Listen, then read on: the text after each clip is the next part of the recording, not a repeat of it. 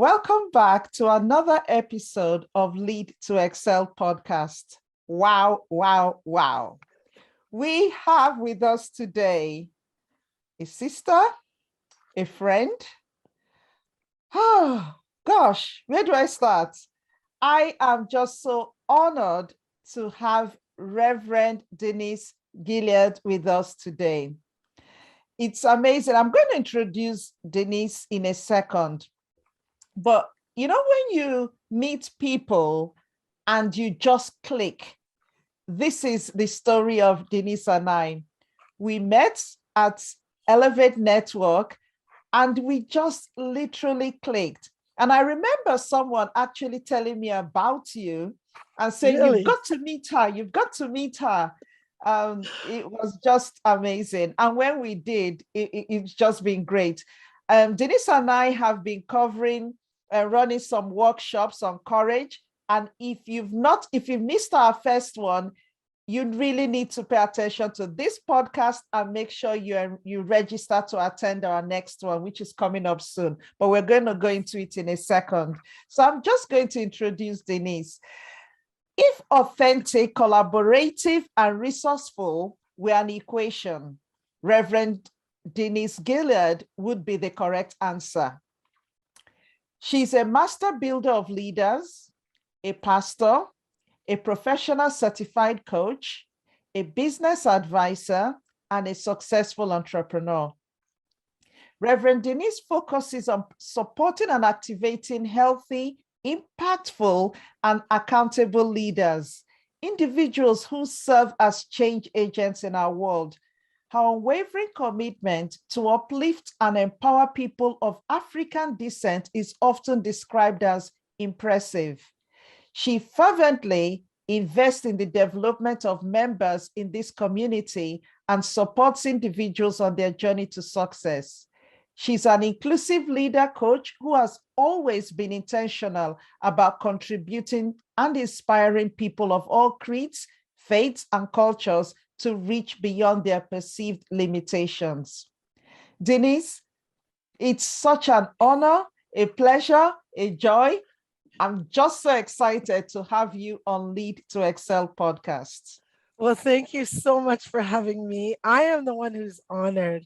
And I must say that there was many hard things about the pandemic, but the fact that the world opened up and you could meet people all over the world. I remember when I first saw you at one of our meetings, there was lots of people. I was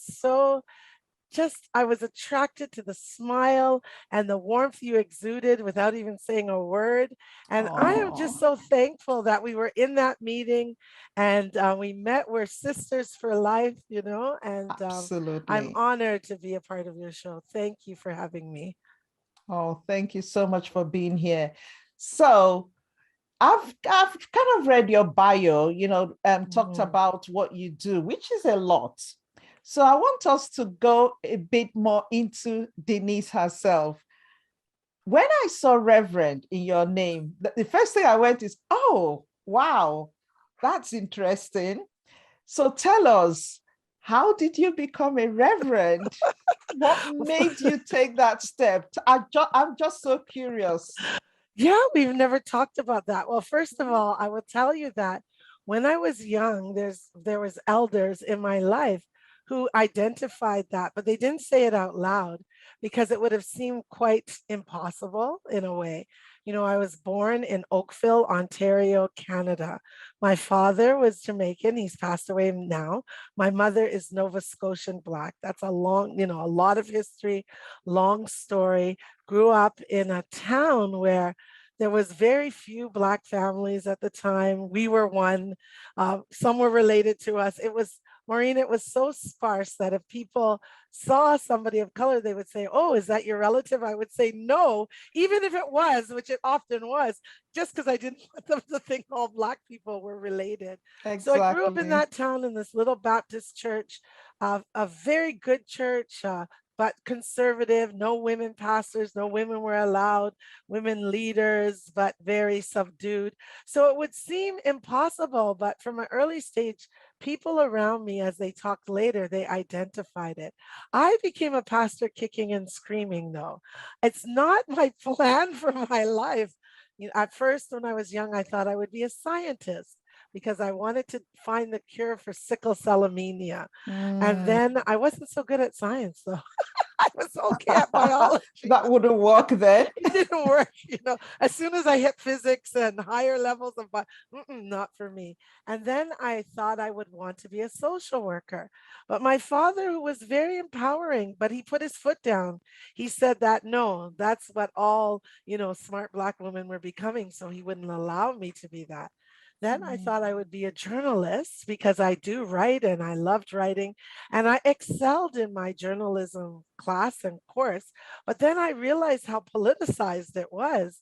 And I realized that just because I wanted to write about something I wrote, by the time the editor got it and crossed out all kinds of things, so that wasn't for me. And I went through a series of things where I would get to the second highest position wherever I went. I rose to the top, but then I would get there and I'm like, oh, I don't want to do this for the rest of my life. And I heard the call of God on my life at a church in downtown Toronto. I'm in Toronto, Ontario, Canada. And I remember the preacher was the Reverend Rosetta O'Neill. And she preached a powerful sermon where she called for a response that were we just going to sit in our seats as things happen, or were we going to step up? And I don't know how I ended up at the front. I just, when I looked, I'm at the front of the, we would call it the altar in a Baptist church when you go up to the front. Was this call a call to give your life to Christ, or was it to I serve? had given my life to Christ when I was like 5, like a young girl. My mom used to run what we called backyard Bible clubs, where you'd invite the neighborhood children in and you would tell them the stories and you would give them snacks. So I received the Lord as my Savior at an early life. I don't even know what she was calling for. I think the call was to, use your gifts for God or something. Honestly, Maureen, I I just looked and I was there. Now, the one thing that had happened was, as a young woman, I recognized that there were so many young mothers, whether single mothers or mothers in new marriages at our church, and there was nothing happening that could grow them. So a cousin, Linda, and we decided to start a group for young mothers and young women. Linda, at that time, she wasn't married or she was engaged. Can't remember, but she had no children. And then I was married, but my husband at that time was a non-Christian, and I had little kids, and we were just in church, but we were floundering. So we had started this ministry for women, and we thought, oh, there'll be 6. Oh, Maureen, I remember looking around and there were so many women. It was like 50 in the strollers. And I lived in an apartment above a store and they were just filling the whole, we couldn't even fit in one room. They were going down the hallway and into this middle room. And, I really moved in leadership. My cousin and I worked together, but it seemed that a lot of the responsibility did start to come on me, and which was fine. We worked together until the older women of the church began to recognize my gifts, and they said, man, she's got some gifts that God wants to use. But they began to ask questions I couldn't understand. So when the call came, I found myself at the front, and next thing you know, I was in Bible school because those senior ladies paid for me to go. My first courses in Bible college at that time, they called it, were paid by these senior women who saw what God saw. And certainly I didn't see. So that's how it began. That is amazing. I love that. I love that.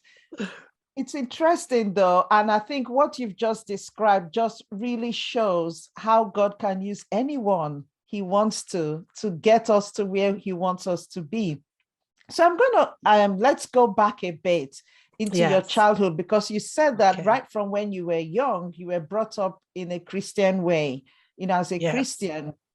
So tell us a bit about that, because I think that will then lead to, how you actually, were there any time, I think I'm curious to know, did you ever, kind of move away from the church at some point? Yeah, so tell us about that, because we've all been there.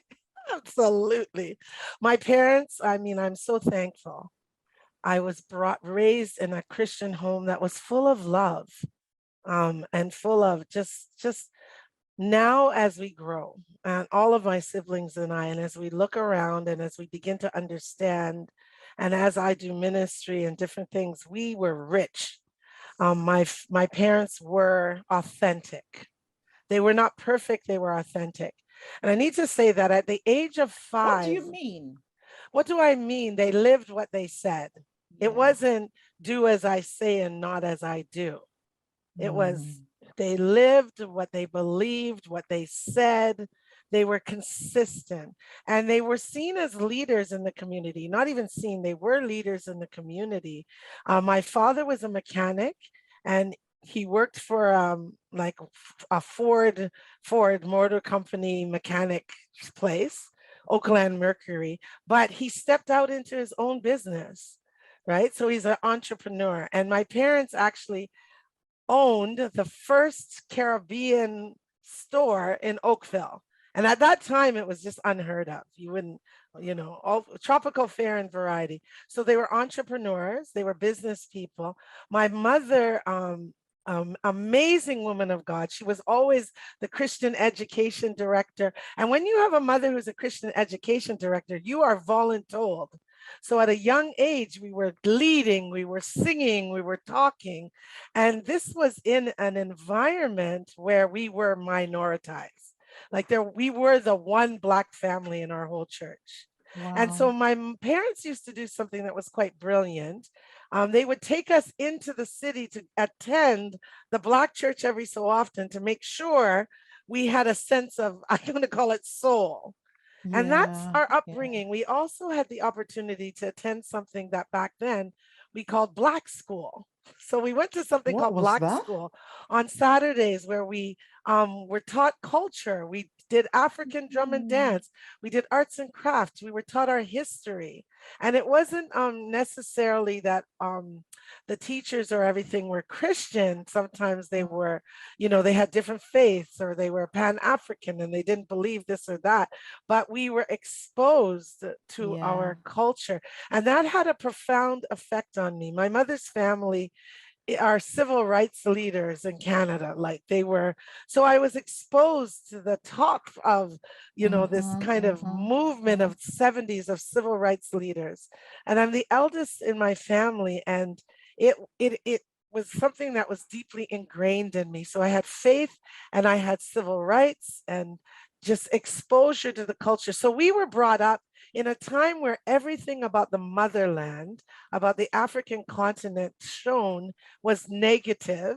We were Yeah. brought up in an environment where we saw way the positives, way more than maybe a typical person who was growing up in Canada who was Black would be exposed. So we, I was in love Yeah. with the motherland. I love, and it's just ingrained in me. We've got to go there. Oh, I'm I'm in taking you to love from a Africa. child, from a child. We had, we had maps in our household. And then we were told that the way that the map was drawn of the African continent, it made it look small or equal to the other continents, but it's actually bigger. So there's things Mm-hmm, that we were mm-hmm. taught. But at the age of 5, my parents had company one day, and the company came and they were watching something on TV. And a little 5 to 6 year old, they say I was about 5 to 6. I got up and I was so disgusted that I turned off the TV with all these adults watching. I just Wow. turned it off. Now that could be big trouble in a Jamaican Nova Scotia. You don't Absolutely. disrespect your elders. Yeah. And I said something like, oh, do they think they're the only people in the world? And I turned off the TV because, of course, everything on the TV was white, white. And my parents could have crushed me because you don't do that. That's rude. Mm-hmm, mm-hmm, But my mm-hmm. mom, it was her role to deal with it when my father apologized and put the TV back on. But my parents together said, wow, what kind of kid is this? And so my Mm. mother did say, well, honey, that wasn't rude. That was rude. You don't do that. But then she processed with me, well, what was going on? And I Yeah. was able to articulate at a young age, Mommy, they're not the only people in the world. We're here. What did you mean? Well, everything on the TV was white people, white everything, white commercial, Right. white show, white, white, white, white, Yeah. white. And I just knew at 5 that that's not the Wow. truth. I'm here. And so my parents said they really thought, what kind of child is this? And instead of crushing that, they kept encouraging me to explore and Mm. to think. And but at the age of about, I can tell you, it was just before I went to college. You were asking if I always. I had two major crises. I was 16 actually. One was that a cousin of mine who I adored had joined the Peace Corps, and she was stationed in Tanzania, sorry. Mhm, mhm. And she had come home, and she had come home with this boyfriend. And my aunt had a dinner party for her, and I was the only special guest. I met him before the rest of the family.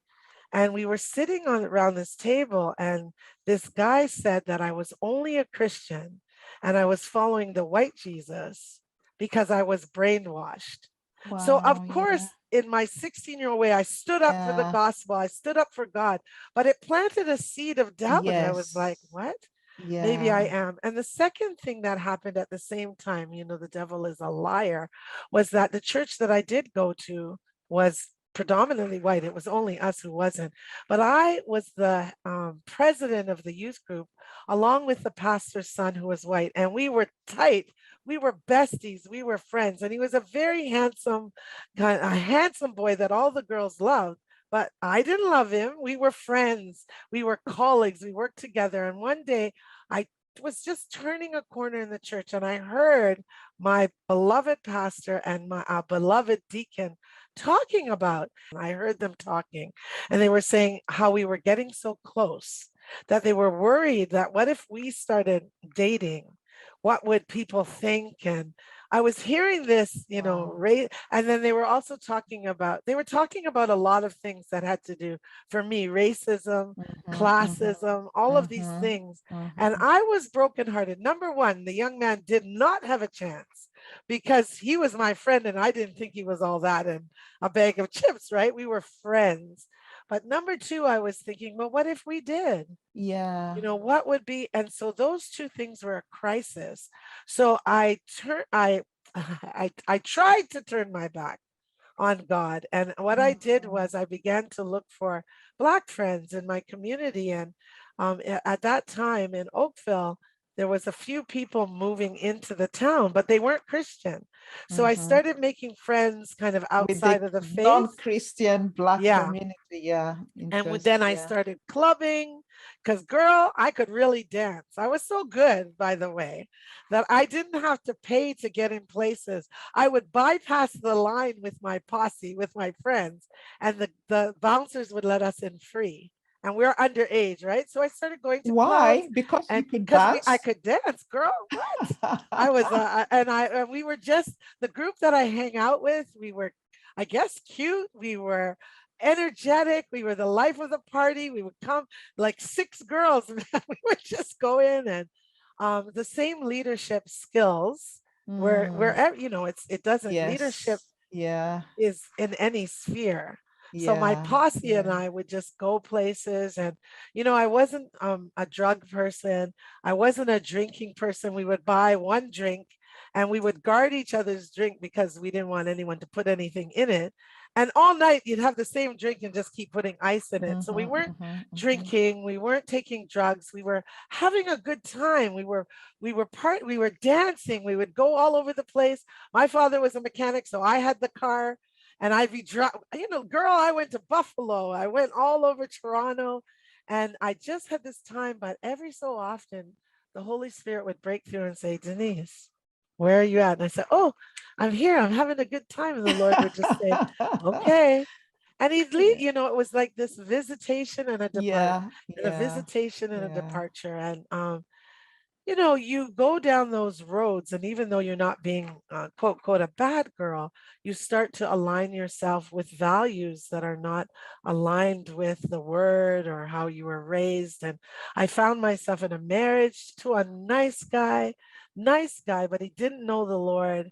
And things just began to go downhill, downhill. And by the time that part of my journey was over, I was a brokenhearted woman whose every cent was taken out of the bank but $1 with Wow. two How long did kids. that last for? I would say that probably the 16 was the crisis. So I would say probably from the age of 17, my son was born at 23, then my daughter. I would tell you that, wow, I'm so glad you asked this question. It was about a 10-year journey, a Wow. 10-year journey. Wow. And And how long were you married for? I was married. Oh gosh, now you're going to make me count that. It seems like such a past. I would say that I was probably married on paper for about 8 Yeah. years. Okay. Wow. Yeah, I have to Interesting. ask my ex. We're friends now, right? We're friends now. We're grown folk and we're Yeah. friends. And Yeah. man, I That's can nice. tell you about the power of God to make peace, right? So he'll Mm. probably remember. I'm not very, some women, they remember all their anniversary, this, that. I'm not that girl. I have to go to the guy and say, what, when? But I think it was about a 10-year period of being disconnected from my Mm. faith and probably 8 years of marriage, although, maybe half of that time we weren't together.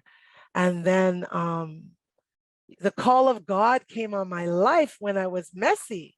Hallelujah. Was Like it that wasn't when when I you was were perfect. so was that when you were still married?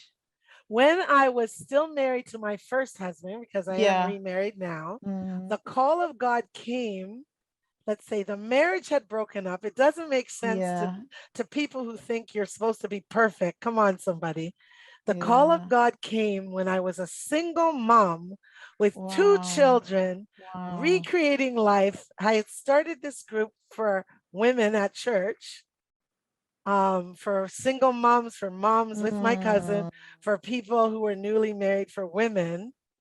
That's when the call of God came, when I was the messiest. As a matter of fact, when that marriage broke up, I was in Bible college because I kept moving forward. Wow. And one of So the men at in what Bible point, college told me to stop one if I wasn't second in though, Bible college. I want to get somewhere. So at what point did you then, or at what point did you then go back to God in a way, turn back? And what made you make that turn? I remember, wow, I want to thank you for asking me these questions. You can leave God, but God doesn't leave you. That's absolutely true. And I'm Yes. so thankful for that. In the Yes. times of my desperation, in really wanting the marriage to be repaired, right? Really wanting my husband to be saved. Really, some things were happening that were really terrible. He Mm. had another woman pregnant and just some horrific things. I Mm. really turned to the source. I said, Lord, Wow. Wow. I turned back to the Lord, and the Lord said, listen, I never left you. But I Oh, wow. remember I was actually teaching on fasting and praying just this past Monday. And I was telling them a story of how I had fasted, and I didn't even know what fasting really was. I just heard about it. I wasn't nurtured to fast and pray, but I had heard about it. So I just said, okay, that's what I'm going to do. And I remember during that time, my first husband had actually gone forward to receive the Lord at church because he would come every blue moon. But then he, from his own mouth, said, I didn't mean it. And he Mm. recanted, and then things really went downhill. And it didn't take me long. Like when we think about that 10-year journey, so 16 was the crisis. My son was born at 23. The marriage seemed to be okay, but it really wasn't. I just had to catch up with that. But at Yeah. 23, I realized that my son needed to go to church because and this is how I formed it in my mind. I want my son to be a good man. So he needs to go to church. I never thought about my relationship with God. I just needed him to go to church because he needed to grow up to be a good man. Plus, Yeah. I had enjoyed Sunday school and I could talk, I could read, I could, all of the skill sets that the church gives you beyond school. Mm. I needed my son to have those. So I went back to church because my son was born.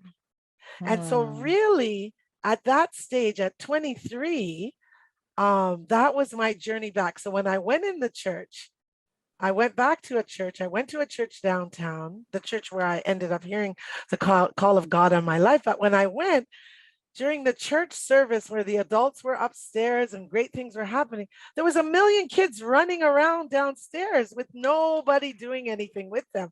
And I remember we had the big cell phone then. I date myself, you know, that huge Yeah, cell phone. yeah. I I called my remember mom that. and I said, this is so terrible. The kids are running around. And my mom said, well, do something about it. You know what to do. Ooh, So I yeah. wasn't even rededicated.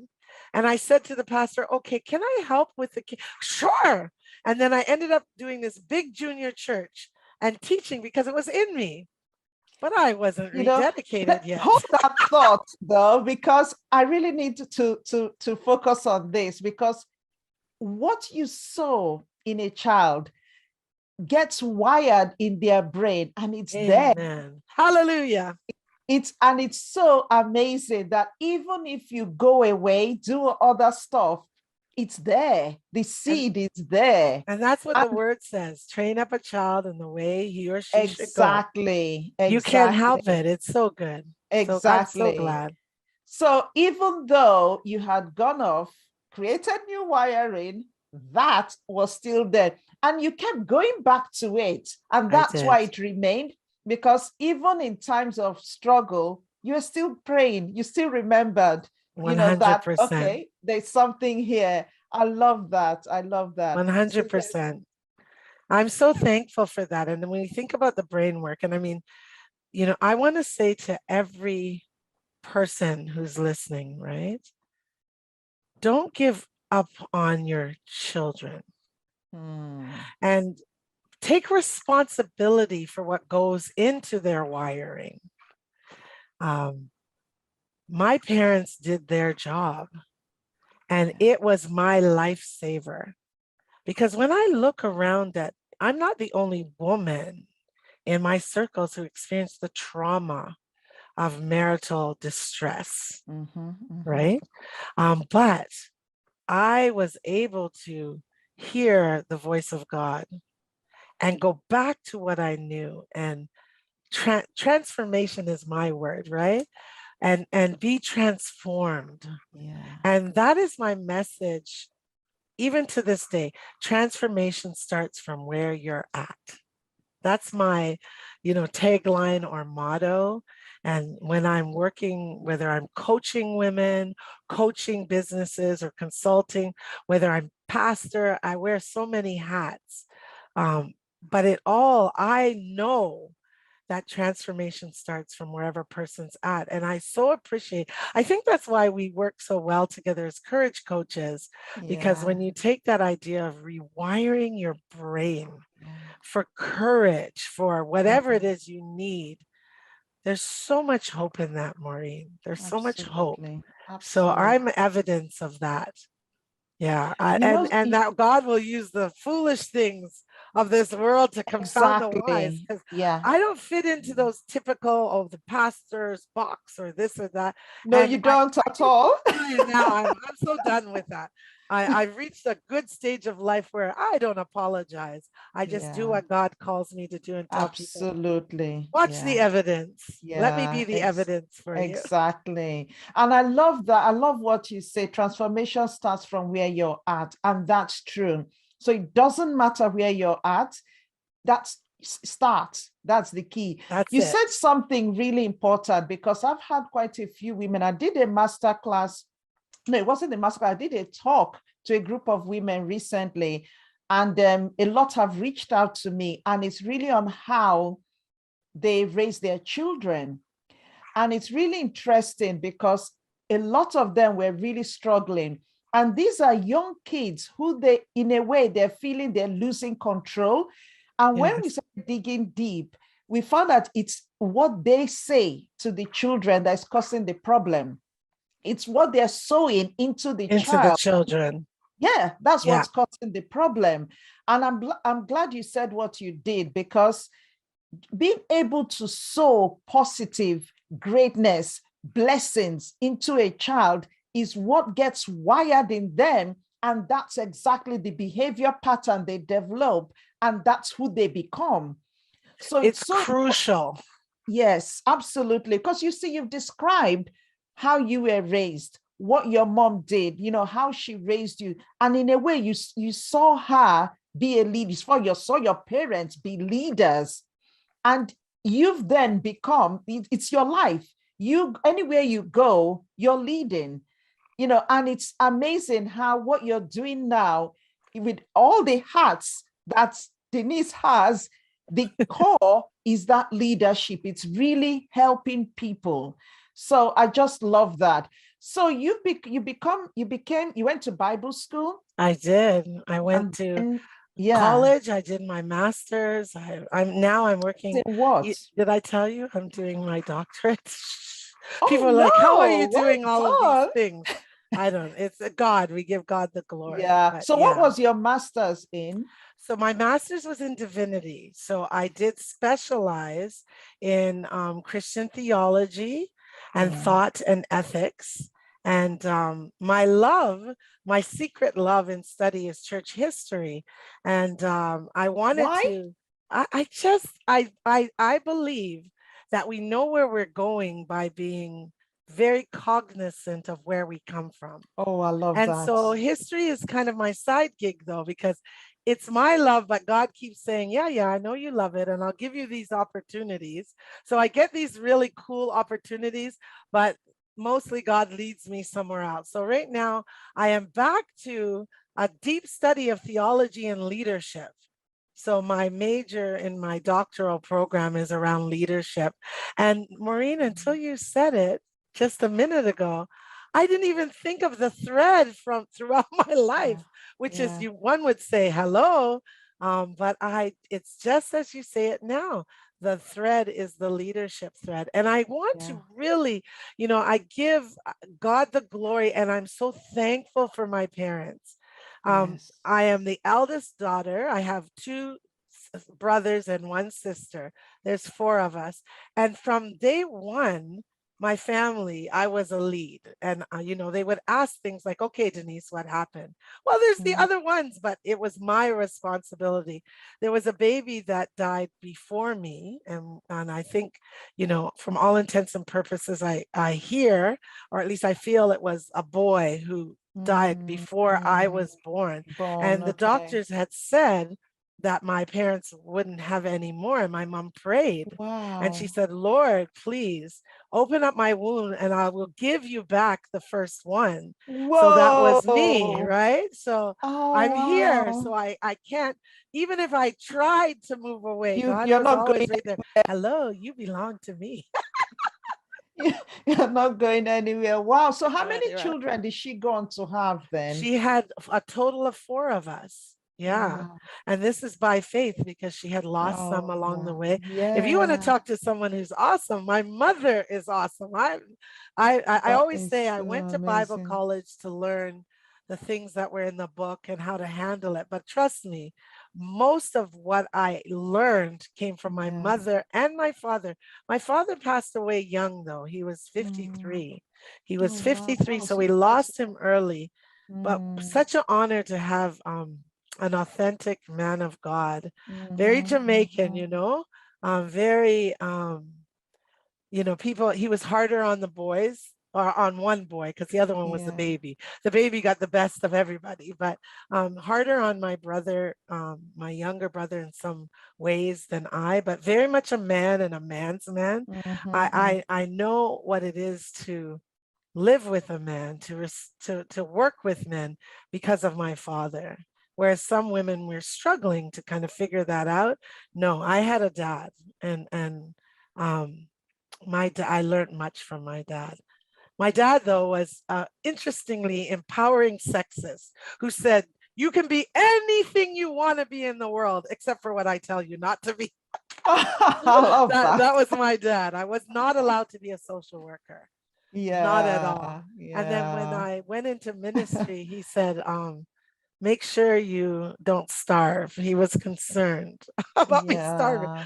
Um, Understandably. yeah, Yeah. he was concerned about that. And he said, oh, you're still kind of doing the social work thing, but you're not a social worker. And, love and blessings to all the social workers listening. I Yeah. think for him, it was just that Black women who were smart were either streamed into social work or nursing. I didn't Yeah. want to be a So he nurse, was but I trying think to he would have break pushed that back. Yeah, stereotype. he Yeah, he was definitely just trying to was. break a He definitely stereotype. was. Yeah, But much interesting. respect to the social workers. Love them, partner with Absolutely, them. absolutely. Yeah. Yeah, no, that's awesome. So let's now come to closer to where we are now. Yes. So then you go to Bible school. You've gone through, you become a reverend. I You're did. now in ministry. How Yes. did you then get into really being a I would say coaching? And Yes. how what was that like? Because you don't just work in the church, you work I in don't. corporate, you do a lot. So how did you manage? And tell us what you do actually, because that would be helpful. Oh, thank you. Well, first of all, I would say that I'm a transformational and spiritual and then life coach. It depends on where I am. And then I specialize on, besides individuals, leaders, I also specialize in supporting nonprofit organizations and their development, or NPO leaders. And I'm particularly passionate about Black female leaders. I mean, I have clients from all walks of life, but I'm particularly passionate about Black female corporate leaders, Why, individuals, if I'll ask you that? Yeah. because I had to go through all of it on my own to some degree. Yes, I found supporters and mentors of different backgrounds and so forth, but there are some particular challenges and barriers that weigh heavily on Black female leaders, no matter what our cultural background is. And I don't want, originally I ended up doing this because people were coming to me anyways. But my point was that I didn't want other women to go through what I went through, Yes. Yeah. when if I could coach and partner with Absolutely. them, I Yeah. could help them to quickly transition or Yeah. transform Or through just things that I navigate. went Yeah. through, Yeah. navigate, have that Yeah. support, Yeah. because I did not. Yeah. I did not. And Yeah. so that That's that is that's why so I'm very needed. passionate. Yeah. Yeah. No, I love And it's that. I our love that. time for leadership. It's just our time. It's so So we true. So must true. live. We must live and move and Mhm. have our being. When so Mm. many of us get to these positions and the job is already messed up, like often we come into a place of so-called power when the organization or the structures are at their messiest. And then we're Mm. expected to lead the way through this big mess. So I love serving as a thinking partner. I don't pretend to be an expert at everything, but I am an excellent thinking partner. And so, I understand myself as a leader of leaders, and I understand myself as a holistic leader of leaders. So even in the church ministry that I'm doing now, it is not about me as the superstar pastor leading a flock, but rather, how do I empower those leaders that I'm working with to live out the call of God on their lives? That's where I'm at this stage. And it's an exciting stage because it also Yeah, means that I'm not doing all the work, so I can do other things. that's true. So that means that you don't pastor in a church at the moment. No, I have it sounds so funny. In December, I resigned from the church that I was pastoring as a senior pastor. And currently, I'm in the process of planting a new church. That's what we call it, or starting a new ministry. And the people who are involved in that process with me, I'm seeing them as leaders living out their call. So it's not like the pastor who's doing all the work or doing all the preaching and all. No, no, no, no, no. We're more functioning with I would say is a basic New Testament model.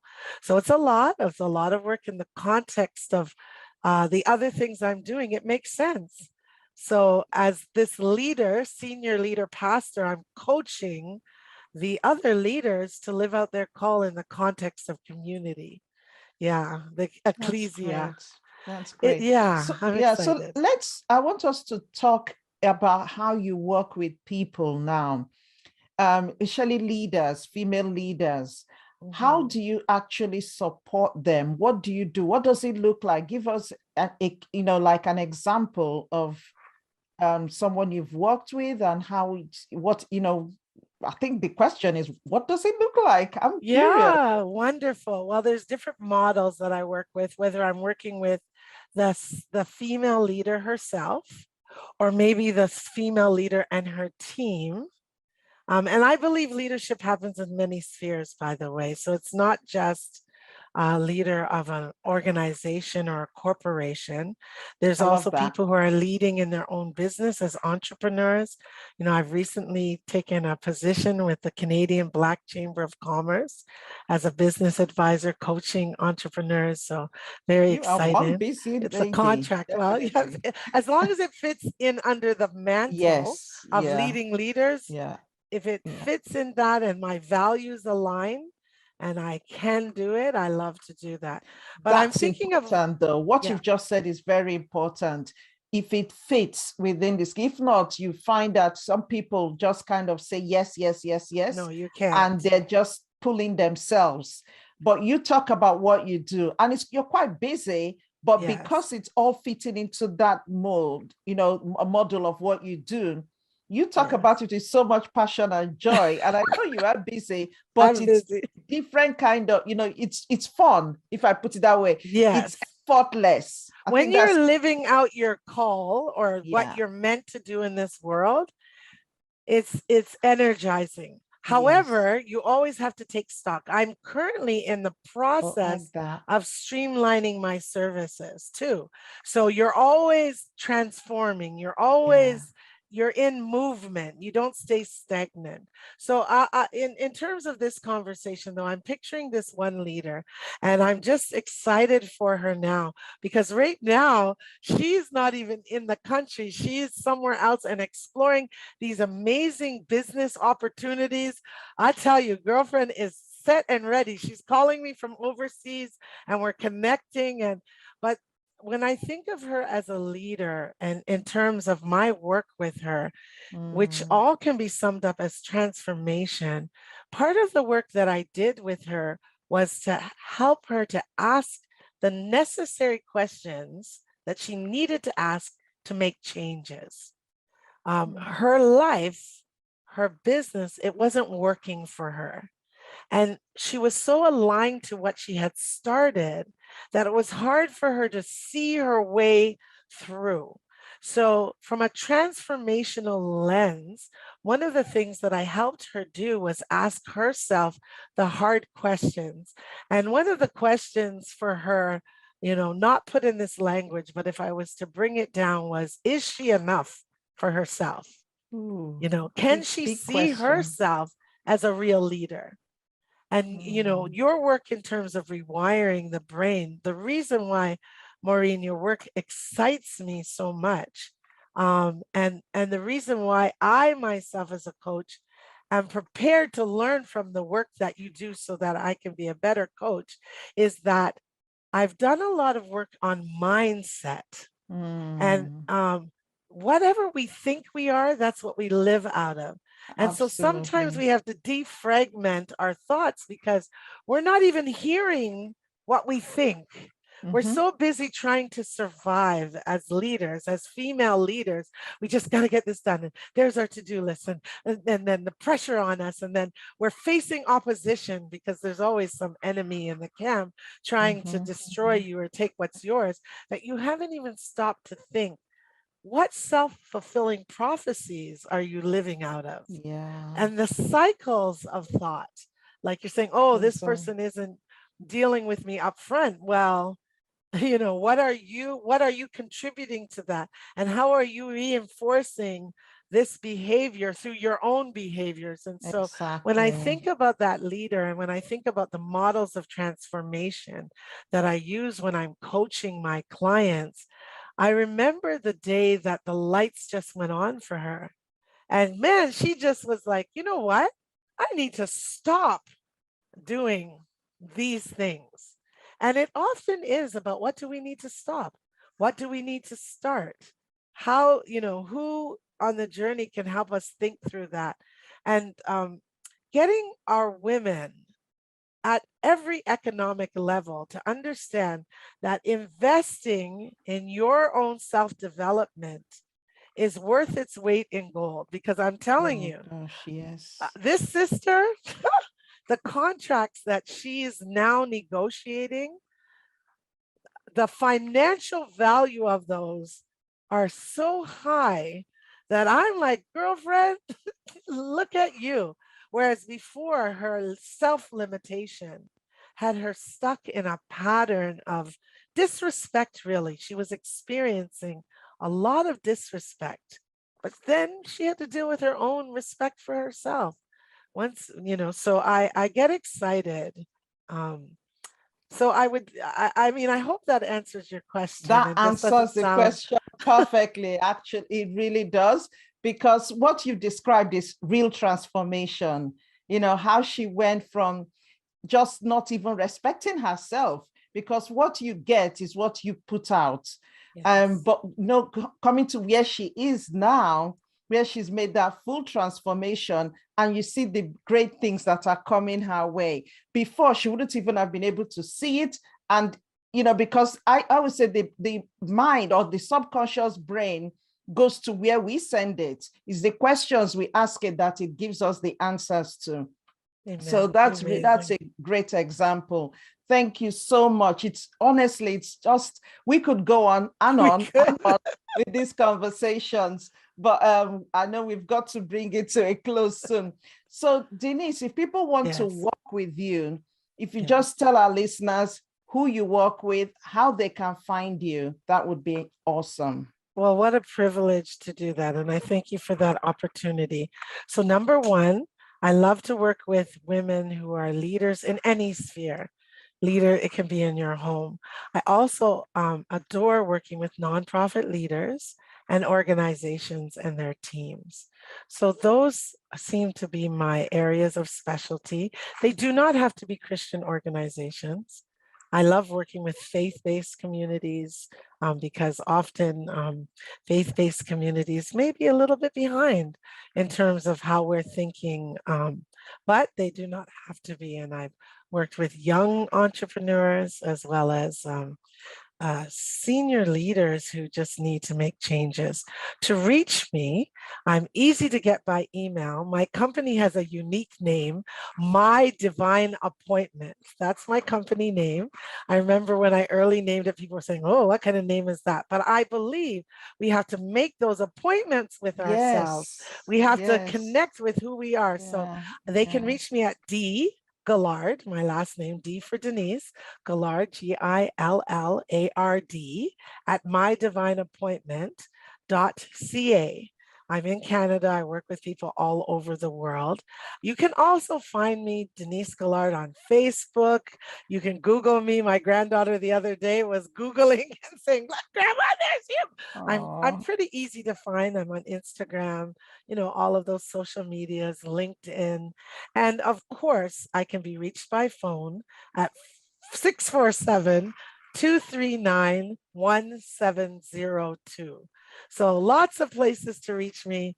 But if you Google me, I think there's only a couple of us in the world with that name. So blessings to those sisters, but I'm not too hard to find. yeah, that's awesome. Thank you so much. And that's the key. And it's interesting that Denise, in fact, I just realized that your key is transformation, and mine, my framework, the last part of it is it ends with transform and excel. Come on, come It, on. This it's is a divine appointment, it right? really We were is. meant to be together. I was thinking too about what you were talking about mothers, that people are Yes. asking about raising their children. Yeah. Well, if you're a Yeah. mother and you're listening, if you Yeah. work on your courage, if you Mm-hmm. work on yours, you will automatically transfer that to your children. And That's my right. goodness, look at the times that we're living in. We Exactly. need to get these things into our children. If we do our We work, do. We it's do. gonna come through to our kids. That's And so true. yeah, Yeah. so powerful. That's so true. And I'm glad you really pointed that out, because our kids need it. They They need need it. it.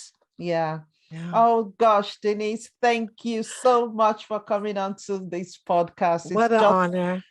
always a joy to chat with you. And I just, I'm looking forward to what God has in store for us to do. I'm Thank just so you. excited.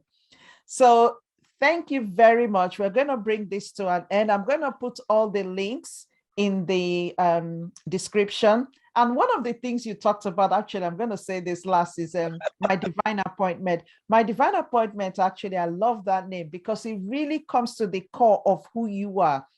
It's really helping people discover themselves. Yes. What is your divine appointment? I love that. So can you just finish with one last word of advice for our listeners? Well, as I said, my motto is transformation starts from where you're at.